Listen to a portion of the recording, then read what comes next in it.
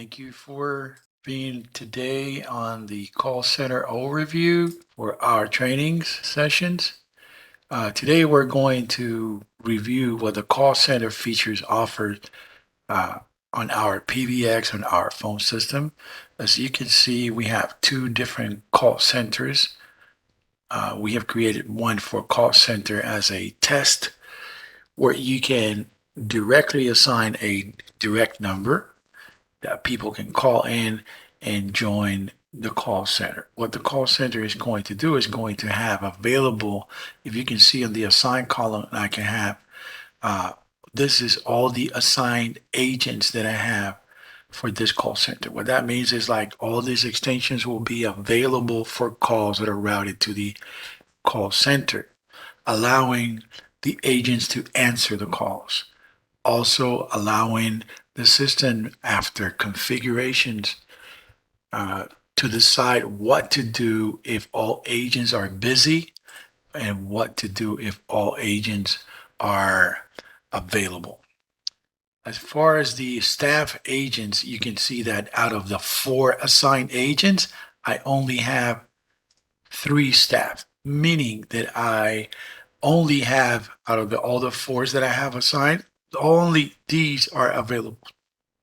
Directly in this configuration, I can come in and tell the system, for example, that I want this exact extension to be available, or I can make it unavailable at my own discretion. I can sign out the actual extension to be available or not, or I can come back and reassign it or uh, purpose the availability on the call center. I can also see from this view how many calls I have in queue.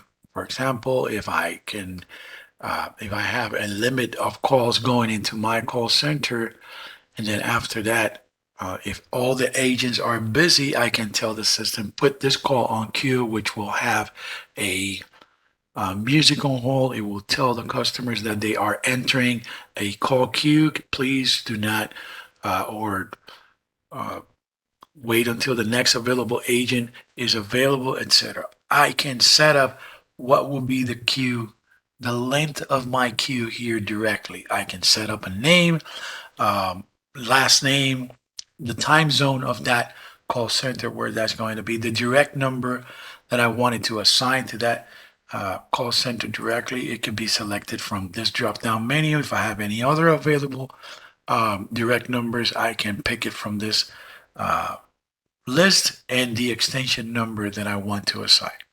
The very first setting that you can see here is the agents. I can select or take away different agents from this call center to be or to belong to this call center. I can have as many call centers as possible with different agents assigned to each call center. For example, if I have an English call center for all English calls coming in, I can assign only an X amount of agents. If I have a Spanish call center, I can have a different amount of calls to be attended in Spanish or extensions assigned to that call center. The other next thing that you can check out is the supervisors.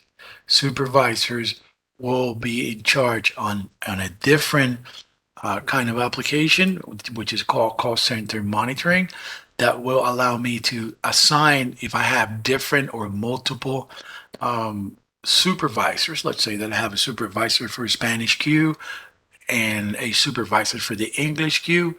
I can supervise, and from that portal, I can see the availability, who is taking calls, how many calls we have on queue, etc. Once I have all that established, I can come into the advanced settings and make sure that everything is set up correctly. This is the agent settings. I can allow the agents to join call centers or not. I can do it myself or allow them to do it themselves. I can set automatically the agents state after they finish a call. I can come back into the call center settings, and for example, in this setup, you have allow call centers to dial one to escape uh, out the queue. So that is for the people who enter the queue. I can offer them to dial one in my announcement if they want to abandon the queue. Next thing that you can go and check is the routing. This allow me to set up different behaviors. For example, I have my group policy or how the call or the pattern of the calls, how they're going to be distributed for all my agents. I have it set up for simultaneously. That means that as soon as a call goes into queue is going to ring on all available agents simultaneously. Whoever picks up the call first will be taking that call. I can set up how why I want to behave, or how do I want the call center to behave once a call is bound, how the call is stranded, when the calls are stranded, unavailable, and the overflow. The most important part over here is the overflow, just to make sure that I have, as soon as I have the queue filled up with calls and I don't have any available agents, I can tell the system what the overflow will be. So right now I had set up that if the overflow, for example, enable overflow after calls waiting for 25 seconds on the queue, is going to be transferred to this external number, for example, 1-800 number that we have set up for this test lab.